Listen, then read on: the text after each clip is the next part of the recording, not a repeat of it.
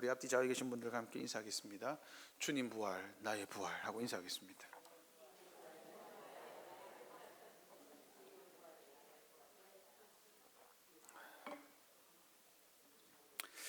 오늘은 부활절입니다. 기독교는 부활주일과 성탄주일 이 두 절기를 중심으로 운영이 되죠. 6개월 정도의 시차가 있습니다. 전반기 교회가 가장 기뻐하고 즐거워하는 부활주일, 후반기 구원자 예수님의 탄생을 즐거워하고 기뻐하는 성탄주일입니다. 그런데 우리는 질문을 한번 해볼 수 있습니다. 우리는 부활주일을 왜 즐거워하는 걸까요? 여러분, 부활주일이 즐겁습니까? 네, 이 고요함을 어떻게 해야 될까요? 조금 더 실제적인 질문을 해보겠습니다. 오늘 본문은 우리에게 부활주일을 알려주는데, 부활주일이라고 해서 우리에게 뭔가 달라지는 게 있습니까? 그래서 여러분, 지난 주일과 이번 주일이 다릅니까? 부활주일의 효력을 누리고 계십니까? 부활주일의 효력이 있습니까? 오늘 큰일 났습니다. 오늘 설교 때 엄청 찔리시겠는데. 오늘 본문은 우리에게 부활주일이 무엇을 기뻐해야 하는지, 우리가 어떻게 살아가야 하는지를 잘 보여줍니다. 부활로 인해 기뻐하고 즐거워하는 주일이 되셨으면 좋겠습니다. 먼저 우리가 부활주일을 누리지 못하는 부활주일에 대한 오해에 대해서 세 가지를 살펴보겠습니다. 부활주일에 대한 첫 번째 오해는 같이 한번 읽어볼까요? 주보 뒷면에 있습니다. 자, 부활주일의 오해 첫 번째, 시작. 부활주일은 증명의 문제가 아니라는 사실입니다. 여러분, 우리가 예수님의 부활을 증명해야 할까요? 여러분, 부활주일 증명해야 됩니까? 증명하지 않아도 됩니까? 사람들이 그렇게 말합니다. 예수님이 부활한 것을 어떻게 알아요? 왜 우리가 부활을 믿어야 할까요? 라고 질문하면 할 말이 있습니까? 없습니까? 성경은 부활을 증명할까요? 증명하지 않을까요? 성경은 부활을 증명하지 않습니다. 왜 그럴까요? 태초에 하나님이 천지를 창조하시니라. 천지 창조 하나님이 증명하십니까? 증명하지 않습니까? 증명해야 될 필요가 없습니다. 왜요? 성경은 너무나 당연한 것은 증명하지 않습니다. 너무나 숨을 쉬는 것만큼 분명한 사실이기 때문에 증명할 필요가 없어요. 성경은 우리에게 뭐라 그러죠? 이해되니 믿으라라고 말하지 않습니다. 내가 이렇게 했어, 믿으라라고 말하죠. 성경은 증명하지 않습니다. 요즘 가장 핫한, 제가 챗GPT에게 물었습니다. 설교를 준비하다가 부활주일을 증명해줘 라고 물었습니다. 챗GPT가 뭐라 그랬을까요? 이렇게 이야기했습니다. 부활에 대한 세 가지 증거가 있습니다. 첫 번째, 빈 무덤이 있습니다. 제가 놀랐습니다. 이 친구가 성경을 읽어봤나? 두 번째, 목격자들의 증언이 있습니다. 이거는 여러분 법정에서 그죠? 되죠? 세 번째, 초기 교회가 부활 때문에 성장했습니다. 와, 대단히 논리적인 결론이었습니다. 그리고 결론을 이렇게 맺었습니다. 부활은 초자연적인 사건이기 때문에 과학적 또는 객관적 증거로 입증하기 힘듭니다. 이게 결론입니다. 챗GPT가 똑똑하죠. 여러분, 성경도 부활을 증명하지 않습니다. 왜 그럴까요? 부활은 논리의 근거에서 증명되는 사실이 아니기 때문입니다. 여러분, 감히 누가 죽은 이후에 부활이 있다고 누가 말할 수 있겠습니까? 부활하지 않은 사람은 아무도 말할 수가 없죠. 우리 가운데 김직호 장로님이 죽으셨다가 부활해도 여러분 부활을 믿을 수 있습니까? 없습니까? 왜냐하면 옆에 있는 이정영 집사님이 부활하지 않을 수도 있잖아요. 옆에 있는 주영이가 부활하지 않을 수도 있잖아요. 그죠? 그러니까 여러분, 부활은 증명되는 게 아닙니다. 부활을 증명하려면 김직호 장로님이 살아나셨을 때 여러분도 전부 다 이와 같이 살아날 것입니다라는 것이 만고불변의 진리로 통해야 그것을 믿을 수 있겠죠. 그죠? 그러니까 여러분, 부활은 애초에 증명이 불가능합니다. 또한 부활주일은 믿음의 문제이기 때문에 불신자들은요, 부활을 설령 증명해 주어도, 예수님을 눈앞에 보여주어도 못 믿습니다. 왜 그럴까요? 부활은 믿음의 문제이기 때문에 믿는 자들에게만 효력이 있습니다. 부활을 보여주면 믿는다, 그 거짓말입니다. 조건을 다는 신앙은 있을 수가 없습니다. 그러므로 부활을 믿지 않는 자는 구원이 없는 자이죠. 그래서 구원이 있는 자는 전부 다 부활을 믿는 자이기 때문에, 여러분 다 부활을 믿으시죠? 예, 부활을 믿지 않는 자 구원이 없습니다. 이것은 증명의 문제가 아닙니다. 두 번째, 부활에 대한 오해 두 번째 같이 읽겠습니다. 시작. 예, 여러분 부활은요 불멸에 대한 확신이 아닙니다. 이게 무슨 말이냐? 조금 오해가 없으시길 바랍니다. 우리가 부활에 대해 가장 많이 듣는 때는 언제입니까? 여러분은 살면서 언제 부활에 대해서 가장 많이 들어요? 장례식이죠. 맞습니다. 유족들을 위로할 때 부활이 있기에 장례식에서 함께 위로하고 위로받을 수 있습니다. 이것은 맞습니다. 이건 사실입니다. 부활이 주는 위로가 맞지요. 근데 여러분, 이것은 부활이 주는 위로이지 본질적인, 부활의 본질적인 사실은 아닙니다. 이게 무슨 말이냐? 나중에 주님 다시 오시면 우리는 모두가 다 부활합니다. 이게 부활의 1차 목표가 아니라는 사실입니다. 왜 그렇죠? 왜 여러분 부활의 1차적인 목표가 아닙니까? 그러면 현재의 삶에서는 부활의 효력을 미칠 수가 없기 때문입니다. 나중에 살아날 거니까 나는 언제든지 죽어도 돼. 이게 부활이 주는 위로는 맞아요. 그런데 1차적인 근본적인 목표는 아닙니다. 예수님과 마르다의 대화를 생각해 보십시오. 마르다가 뭐라 그랬습니까? 주님이 여기 계셨으면 우리 오빠 죽지 않았을 텐데요. 그러니까 예수님이 뭐라 그래요? 마르다야, 네가 부활을 믿느냐? 예, 마지막 때에는 다시 살아날 줄 믿습니다. 마르다 부활 믿고 있는 사람입니다. 우리랑 똑같죠?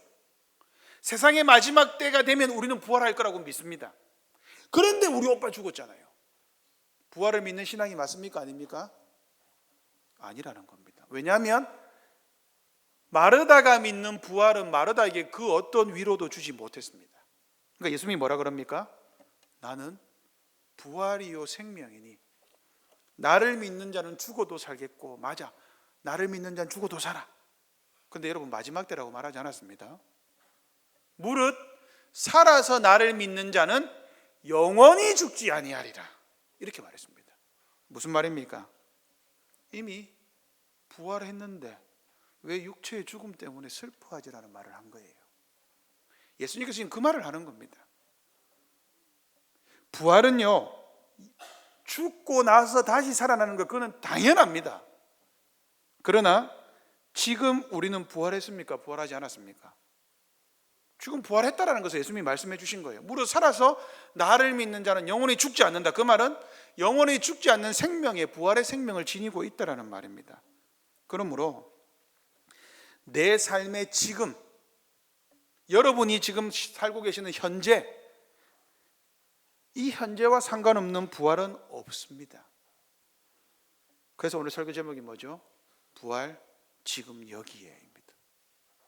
부활은 지금입니다. 지금, 나중이 아닙니다.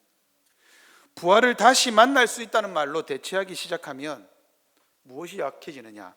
부활로서 이룬 속죄, 대속의 죽음이 약해집니다. 즉 부활로서 이런 예수님의 십자가가 약해진다라는 약점이 생기게 됩니다. 반드시요. 자, 이거는 조금 이따 좀 더 풀겠습니다. 자, 부활에 대한 마지막 오해 세 번째 같이 읽겠습니다. 시작. 예, 이게 조금 오해가 있습니다. 이해를 잘 하셔야 됩니다. 무슨 말이냐면 우리는 구원을 말하고 생각하고 들을 때 여러분 어떤 생각을 하시죠? 여러분 보통 구원하면 어떤 이미지가 떠오르십니까? 주영아, 구원하면 어떤 이미지가 떠올라? 너는 어떤 생각을 하니? 구원. 예수님 뭐? 이사가, 너는 구원하면 어떤 이미지가 떠올라? 어떤 생각이 들어? 뭐라고? 손을 내미는 구제? 예수님의 구원이? 이 또 굉장히 독특한 발상이네. 좋아. 자, 상진아, 너는 어떤 생각이 떠오르니? 구원. 솔직한 답변 좋아요. 상진이 친구야, 용환아, 너는 어떤 생각이 떠오르니? 역시 친구는 같이 앉아 있어요. 여러분, 구원하면 어떤 이미지가 떠오르십니까? 예수님이 우리 죄를 위해 죽으셨다, 그죠? 네. 예수님께서 내 죄를 대속하셨다. 나의 구주 주님이 십자가에서 나를 대신하여 죽으시고 내가 당해야 할 죄의 형벌을 다 당하셨다. 나는 이제 주님 때문에 심판이 면제되고 용서받았다. 맞습니까? 맞지요. 이 사실이 부활을 누리지 못하게 하는 원동력이 됩니다. 왜 그럴까요? 여러분, 이 사실은 오해하시면 안 됩니다. 제가 이걸 틀렸다고 말하는 게 아닙니다. 예수님이 우리를 위해 속죄한 것, 대속한 것, 저도 믿고 감사합니다. 그런데 예수님의 죽음을 우리 죄를 위한 속죄의 성취로 강조하며 생각하는 태도 때문에 부활이 우리에게 와닿지가 않아요. 무슨 말이냐면 우리의 관심은 내 죄의 문제만 심각하기 때문입니다. 우리는 이것만 생각해요. 내 죄가, 내 죄악이, 내 죄의 형벌이 견디기 힘드니까 내 죄의 형벌이 해결되면 나는 괜찮겠지라고 생각합니다. 여러분, 구원을 말할 때 우리는 보통 속죄를 생각합니다. 맞죠? 구원을 말할 때 우리는 보통 내 죄가 사함받았다. 이건 속죄입니다. 대속입니다. 여러분, 구원은 이것만 있을까요? 아닙니다. 우리는 구원을 생각하면 내가 부활했다라는 생각이 제일 먼저 떠오르지가 않습니다. 말해도 조금만 말하죠. 한번 볼까요? 우리는 부활절을 1년에 몇 번 지키죠? 한 번 지킵니다. 그러면 부활에 대해서 우리는 1년에 몇 번 생각합니까? 잘 생각하지 않죠. 부활주일이니까 간구하면 생각하겠죠. 부활주일 찬송가도 다른 주일에 부르기에는 굉장히 어색하죠. 그런데 여러분 생각해 보시오. 반대로 그리스도의 대속, 십자가의 은혜, 얼마나 생각하고 얼마나 묵상하고 얼마나 은혜를 받습니까? 셀 수 없죠. 매일매일 생각해도 은혜로운 게 그리스도의 십자가 아닙니까? 그죠? 이것은 우리에게 주신 하나님의 은혜입니다. 우리가 큰 죄인이기 때문이죠. 바로 그 사실이 우리에게 부활을 약화시키는 겁니다. 왜 그럴까요? 우리의 죄 때문에, 우리의 연약함 때문에 이미 그리스도께서 이루신 부활을 크게 생각하거나 심각하게 생각하지 않아요. 분명 우리를 위해서 은혜로 이루신 속죄인데 여기에만 머물러 있다 보니까 예수님이 우리의 연약함 때문에 우리에게 주신 부활의 은혜를 생각지를 못하는 겁니다. 오늘 본문을 다시 한번 읽어보겠습니다. 로마서 4장 25절 같이 한번 읽어보겠습니다. 시작.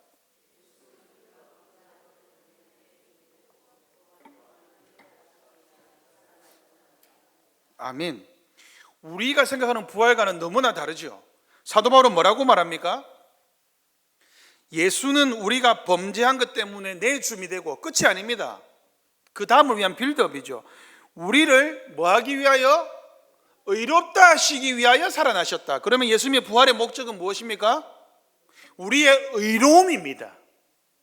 여러분이 의롭다면 여러분은 왜 의롭게 되셨습니까? 십자가가 아닙니다. 오해하지 마세요. 논리적인 구분입니다. 십자가가 아니라 부활 때문에 의롭게 된 거예요. 그러면 내가 지금 살아있는 이유는 뭐죠? 부활 때문입니다. 착각하시면 안 됩니다. 이게 우리가 속죄를 생각하면서 예수님의 부활을 누리지 못하는 이유가 되는 겁니다. 부활은 어떤 관점에서 말하느냐? 사도 바울은 의로운 관점에서 말합니다. 부활의 목적은 나중에 죽어서 누린다라고 말하지 않습니다. 뭐라고 말했습니까? 지금 의로움을 누리는 것이야라는 겁니다. 지금 내가 의롭냐 의롭지 않냐, 지금 내가 깨끗하냐 깨끗하지 않냐를 말하는 겁니다. 그래서 신대원의 유해모 교수님은 교의학 책에서 부활을 읽어보니까 이렇게 설명하더라고요. 화평, 하나님과 화평, 칭의, 내가 의롭다 칭의, 우리를 구속한다. 이것은 전체를 이루기 때문에 분리해서 생각하는 게 별 의미가 없다라고 말했습니다. 이 같은 말이라는 거예요. 같은 의미라는 거예요. 분명한 것은 예수님께서 살아나셨을 때 나도 그와 함께 살았습니다. 불경하고 사악하던 내가 예수님이 부활하셨을 때 의롭다 인정함을 받았습니다. 그러니 지금 우리는 부활을 누리고 있는 것입니다. 이제 오늘 설교 2부를 하겠습니다. 이게 1부입니다. 오늘 오해에 대해서 살폈고 결론을 미리 말씀드렸습니다. 이제 다시 한번 살펴보겠습니다. 우리가 그러면 어떻게 부활주일은 기념하는 날이 아니라 실제적이라는 사실을 인식하고 살아갈 수 있을까요? 그리스도는 우리를 의롭다 하시기 위하여 살아나셨습니다. 이 말이 무슨 의미인지를 한번 살펴보겠습니다. 그리스도께서 부활하심으로 우리는 의롭다함을 받습니다. 이게 무죄 선언입니다. 즉 오늘 우리는 의롭다 하심을 경험하며 살 수 있다는 거죠. 우리가 하나님의 보좌 앞에 담대히 서는 이유는 무엇입니까? 예수님의 부활 때문입니다. 십자가 때문이 아닙니다. 너무 익숙한 말이라 우리는 와닿지 않을 수 있습니다. 그래, 예수님이 내 죄를 위해 죽은 거 당연한 거 아니야? 네. 그게 부활에서 멀어져 있다는 증거가 됩니다. 여러분, 부활은 구원의 한 부분입니다. 우리의 구원은 어떻게 이루어집니까? 두 부분으로 이루어집니다. 예수님의 죽으심과 예수님의 부활로 우리의 구원이 이루어집니다. 그러니까 우리는 구원받았다라고 말할 때 무엇을 말해야 됩니까? 속죄와 부활을 같이 말해야 됩니다. 이 차이를 조금 살펴보겠습니다. 예수님은 우리의 범죄 때문에 반드시 죽으셔야 합니다. 맞죠?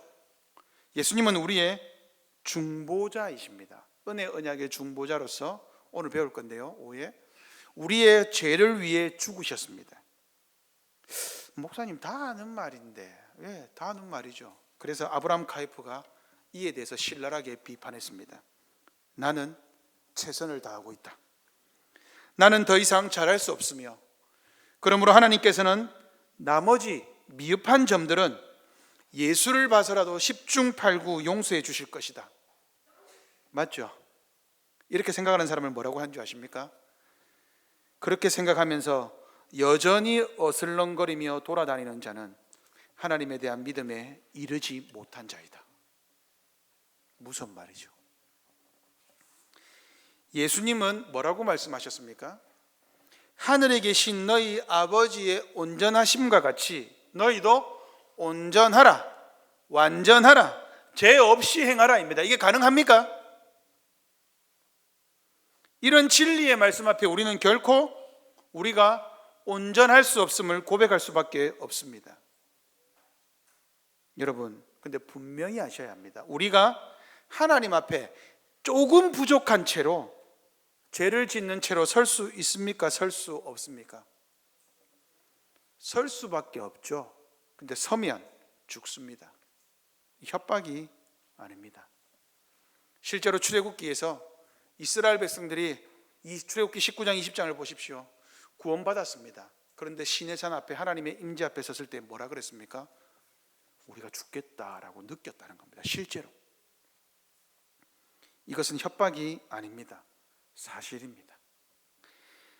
하나님은 죄가 없으시기에 죄 있는 인간은 반드시 하나님 앞에 서야 하고 서면 죽습니다. 인간이 당한 딜레마입니다. 안 설 수는 없고 서면 죽습니다. 그 죄를 하나님이 심판하셔야 합니다. 하나님은 죄가 없으시기에 죄 있는 인간은 반드시 심판하셔야 합니다. 하나님이 죄가 있음에도 불구하고 심판하지 않으시면 하나님은 하나님이 아니게 됩니다. 하나님의 영광이 손상되죠. 그러니 하나님은 반드시 죄 있는 여러분을 심판하셔야 합니다. 오늘 여러분 교회 앞에 이 하나님 앞에 섰을 때 여러분은 어떤 마음으로 섰습니까? 두려움과 떨림으로 서셨습니까? 아니면 그냥 어련히 교회에 들어오셨습니까? 여러분, 이 자리가 심판의 자리라는 것을 명심하셔야 합니다. 이러한 마음이 있는 사람, 하나님이 죄인을 반드시 심판하신다, 이 마음이 있는 사람은 하나님 앞에 정직하게 서야 합니다. 하나님을 아는데, 하나님을 믿는다고 믿긴 하는데, 하나님 나 죄인입니다, 부족합니다 하고 심판을 기다려야 합니다. 이런 사람은 어떠한 생각을 할까요? 반드시 주님 나를 좀 살려주십시오 하고 중보자를 절박해 하게 됩니다. 여러분들이 예수 그리스도를 절박하게 찾지 않는 이유는 무엇입니까? 대충 서도 주님이 용서한다, 예배 시간에 대충 사죄의 선언을 주님이 한다, 대충 죄 용서하면 목사님 말한 대로 그냥 따라 기도하다 보면 하나님이 죄 용서한다, 아니라는 겁니다. 반드시 여러분, 우리가 죄인이라는 것이 명백해지면 중보자 없이는 설 수 없다는 것을 알게 됩니다. 우리가 예수님을 찾을 수밖에 없습니다. 우리는 죄와 허물에 찌들어 죽어 있습니다. 물에 빠져 죽어가는 사람이 자기를 살려줄 누군가를 찾지 않을까요? 옆에 사람이 보이는데 아른거리는데 살려달라고 외치지 않을까요? 우리는 우리의 의로움을 위해서 그 어떤 것도 행할 수가 없습니다. 그러므로 우리의 칭의는, 우리의 의로움은, 우리의 무죄 방면은 우리 자신이 아니라 우리의 중보자에게 달려 있습니다. 다른 말로 예수님이 주시는 중보자의 그 효력이 나에게 오느냐 오지 않느냐에 따라서 나의 심판과 구원이 갈립니다. 나한테서 날 수 없습니다. 예수님이 딱 한마디만 해주면 됩니다. 하나님, 제가 압니다, 이러면 끝입니다. 모르면 심판입니다. 그러므로 구원은 우리에게 나지 않습니다. 예수님의 중보의 효력이 나에게 미칠 때에, 주님이 나에게 은혜의 손길을 내밀 때에 나는 하나님 앞에 설 수 있습니다. 하나님 앞에 그냥 서는 것이 아니라 화해자로 섭니다. 하나님과 웃으며 그 자리에 섭니다. 평화 가운데 하나님을 볼 수 있습니다. 이게 샬롬입니다. 샬롬은 인사가 아니죠. 전쟁 용어가 샬롬입니다. 그러므로 우리는 그리스도의 죽으심을, 십자가를 명백하게 인식해야 합니다. 예수님이 십자가에 못 박히셨을 때 하나님의 모든 자녀가 예수님 안에서 죽었다, 나도 그 안에서 죽었다라는 사실을 분명하게 인식해야 합니다. 그러면 예수님을 누가 십자가에 죽였습니까? 하나님이 죽이셨습니다. 아버지 하나님이 예수님을 십자가에 내어 주셨습니다. 이것이 대속이죠. 여러분, 대속은 그냥 되는 것이 아닙니다. 예수님이 하나님이시기 때문에, 우리의 구원자이시기 때문에 마땅히 행해야 할 일을 행하셨다, 착각입니다. 우리는 하나님을 너무 쉽게 봐요. 예수님의 일인데 당연히 해야지, 예수님은 죄가 없으신데 당연히 그래야지.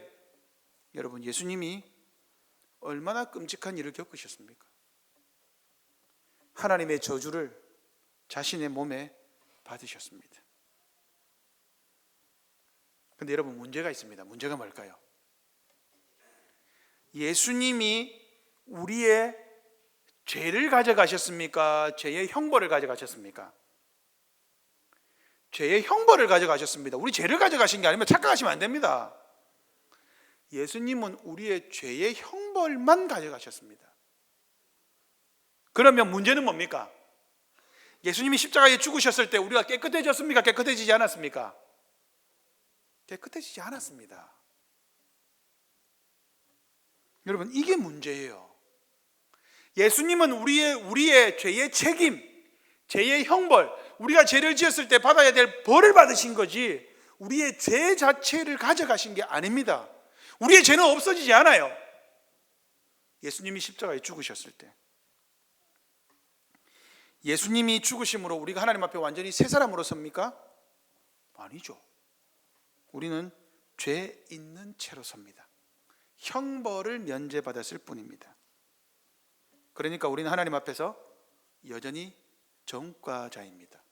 우리 전과범입니다. 죄의 형벌을 받지 않는 전과범이죠. 하나님 앞에서 우리의 상태는 순결하고 의롭고 죄가 없는 깨끗한 상태 아닙니다. 예수님이 십자가에서 죽으셨어도 우리는 여전히 깨끗하거나 우리의 상태가 완전히 의로워졌거나 저 잠옷실에 있는 이다미와 같은 순결한 상태가 아닙니다. 예수님이 십자가에 죽으셨을 때. 그러면 우리가 하나님 앞에서 완전히 의롭다함을 받기 위해서 우리는 어떠한 상태가 되어야 됩니까? 바로 예수님처럼 죄 없는 상태, 깨끗한 상태, 법정에 소환된 적도 없고 죄를 궁금해하지도 않고 죄도 모르고 죄를 한 번도 짓지 않는 깨끗한 상태에 이르러야 합니다. 그래야 우리는 천국에 들어갈 수 있습니다. 생각해 보십시오. 주님이 죽으셨다고 해서 내가 달라진 것은 없습니다. 예수님이 죽으셨을 때 내 죄의 형벌이 없어졌지 내가 달라진 것은 아닙니다. 자, 조금 죄송한 표현을 좀 쓰겠습니다.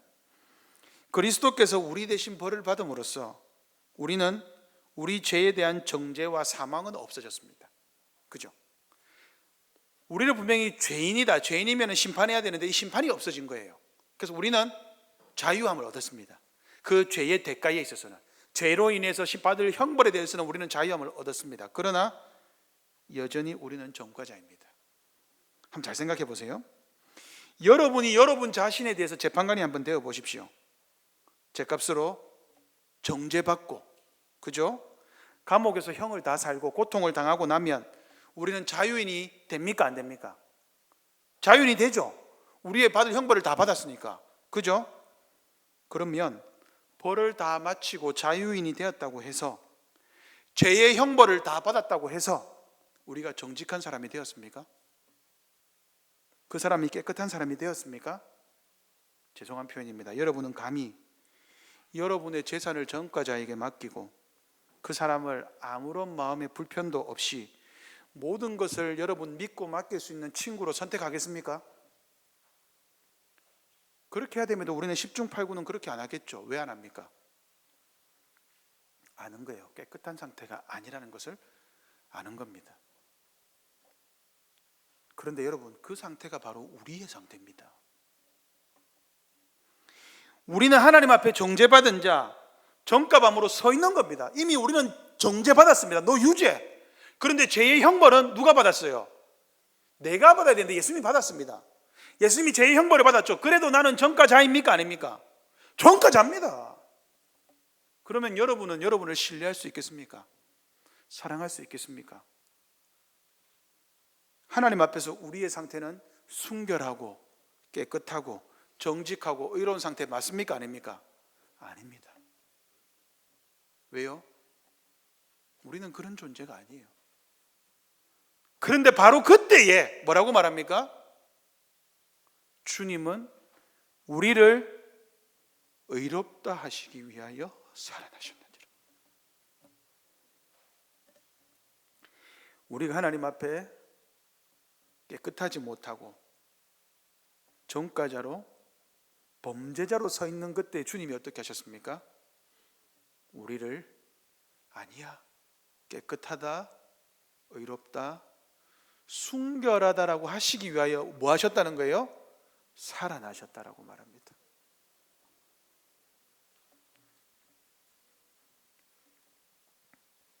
우리를 의롭다 하시는 분은 십자가에 죽으신 분이 아니죠. 십자가에 죽으시고 우리를 위해 부활하신 분이 우리를 의롭다 하십니다. 주님이 부활하심으로 말미암아 우리는 이제 어떻게 되었습니까? 의롭다함을 받습니다. 주님이 부활하심으로 이제 우리는 전과자가 아니라 깨끗하다라고 말합니다. 주님이 부활하심으로 말미암아 우리는 어떻게 말합니까?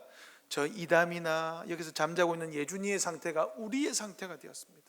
죄를 모른다, 죄가 없다, 깨끗하다, 이제 순결하다, 이제 하나님 앞에 설 수 있다라고 우리가 인정받게 됩니다. 무엇으로요? 예수님의 부활로서 인정받는 겁니다. 그러므로 부활은 우리의 새 생명입니다. 부활은 우리의 칭의입니다. 부활은 우리의 의로움입니다. 예수님이 골고다에서 실제로 고통을 당하셨습니다. 죽으셨습니다. 그리고 사도신경의 고백대로 예수님은 우리의 죄악의 형벌인 지옥 고통을 당하셨습니다. 그 결과 주님의 교회는 죄와 사망으로부터 풀려났습니다. 그런데 우리는 어떻게 풀려났습니까? 예수님이 죽으셨다는 것은 우리가 받을 벌을 대신해서 받았습니다. 이것으로 충분하지 않습니다. 그러나 예수님은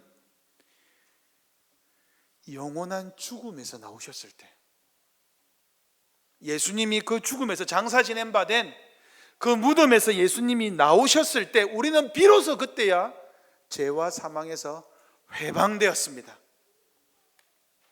예수님이 부활하셨을 때 우리는 우리의 죄와 사망에서 의롭다함을 받았습니다. 이것을 사도 바울은 뭐라고 표현하느냐? 하나님의 능력으로, 부활의 능력으로 하나님의 아들로 인정되셨다라고 말하는 겁니다. 예수님은 우리의 그냥 중보자가 아니라 하나님의 아들이십니다. 예수님은 부활로서 하나님의 중보자, 하나님의 아들로 인정되셨습니다.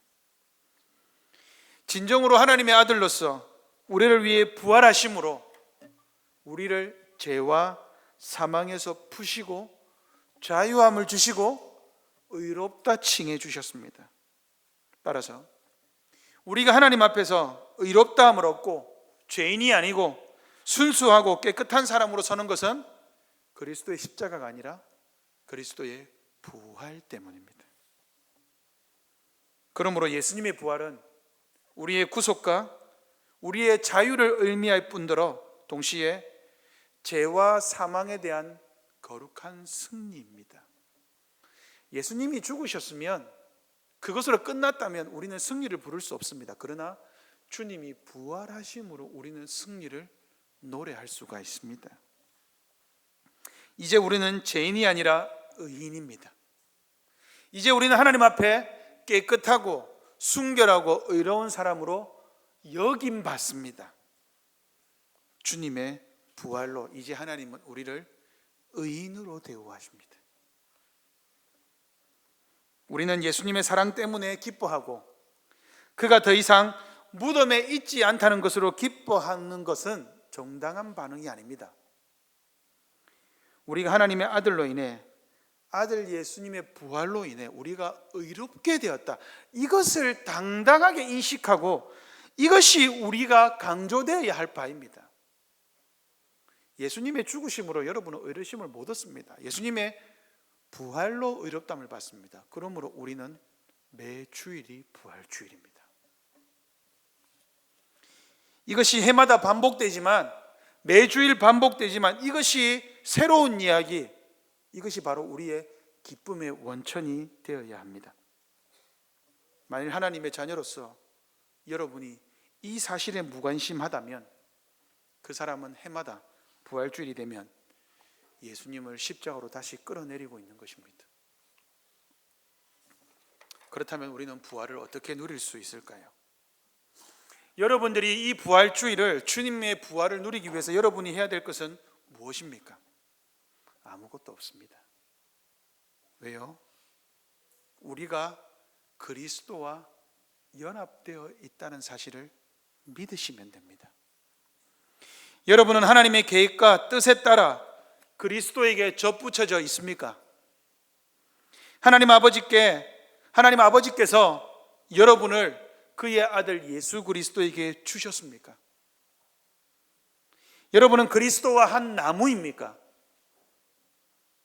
여러분은 이 시간 주님 안에 서 있습니까? 주와 함께 죽고 주와 함께 부활하셨습니까?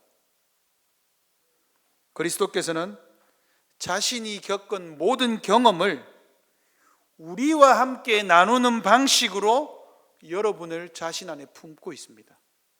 그러므로 우리는 예수님이 우리를 위해 무엇을 하셨는지를 알고 그 혜택을 누려야 주님 안에 있다라는 사실을 확신하게 됩니다. 이것 외에는 요구하지 않습니다. 여러분은 주님의 일부입니까? 그렇지 못하다면 부활의 실질적인 기쁨과는 아무런 관계가 없겠죠. 여러분은 예수님의 죽음으로 그와 함께 죽었습니다. 이제 여러분에게 부활이 있다면 예수님과 함께 일어나십시오. 부활의 결정권은 하나님 아버지께 있습니다. 죽음 가운데 있는 주님을 하나님 아버지께서 성령의 능력으로 일으키셨습니다. 이 사실을 믿으십시오. 주님 안에 있게 해달라고 기도하십시오. 예수님과 연합되어 있음을 믿게 해달라고 기도하십시오. 그리고 성령이 충만한 자, 주님 안에 있다라는 것을 알게 됩니다. 아버지 하나님이 오늘 이 시간에, 아니 이미 여러분을 그리스도와 함께 여러분을 일으키셨습니다. 죄와 사망으로부터 여러분들을 일으키셨습니다. 부활한 자에게 하나님은 반드시 구주 예수님과 함께 성령을 보내시어 여러분들을 품으십니다. 이 시간 부활의 주님 앞으로 나아오십시오. 말씀을 맺겠습니다. 하나님의 자녀라고 해서 항상 충만한 사랑으로 우리는 살지는 못합니다. 우리의 연약함이죠. 이뿐 아니라 우리의 믿음에는, 우리 믿음의 조류에는 썰물과 민물이 있습니다. 때로는 썰물로 싹 쓸려 내려갑니다. 그때는 너무나 많은 의심과 약함과 영혼의 불신이 우리를 사로잡습니다. 이때 성령께서 우리의 마음을 새로이 감싸 주셔야 합니다. 우리는 옛 자아에 대해 죽어야 합니다. 부활하신 주님이 죽은 자 가운데서 살아나셨기에 부활하신 주님이 우리를 위로하실 수 있습니다. 예수님은 부활로 인해 새로운 지위를 하나 획득하셨습니다. 그게 뭐냐? 바로 살려주는 영입니다. 고린도전서 15장 45절 제가 읽어드리겠습니다. 기록된 바 첫사람 아담은 생령이 되었다 함과 같이 마지막 아담은 살려주는 영이 되었나니. 아멘. 부활하신 주님은 여러분을 살리는 영이십니다. 그 부활하신 주님이 여러분들을 이 시간에 살리기를 원하십니다. 살려주는 영이신 부활하신 주님이 여러분들을 지금 하나님의 능력 가운데 일으키시길 원하십니다. 주님이 여러분을 살리실 것을 믿으십시오. 지금 이 자리에서 주님의 부활로 여러분이 깨끗하게 된 것을 믿으십시오. 그리스도 안에 거하십시오. 주님이 여러분을 품게 하십시오. 나중이 아니라 지금 주님 안에서 부활을 체험하고 부활을 누리고 하나님과 화평을 누리십시오. 주님이 우리를 위로하십니다. 부활의 기쁨이 충만한 성도님들이 되시기를 부활하신 주님의 이름으로 축복합니다. 아멘.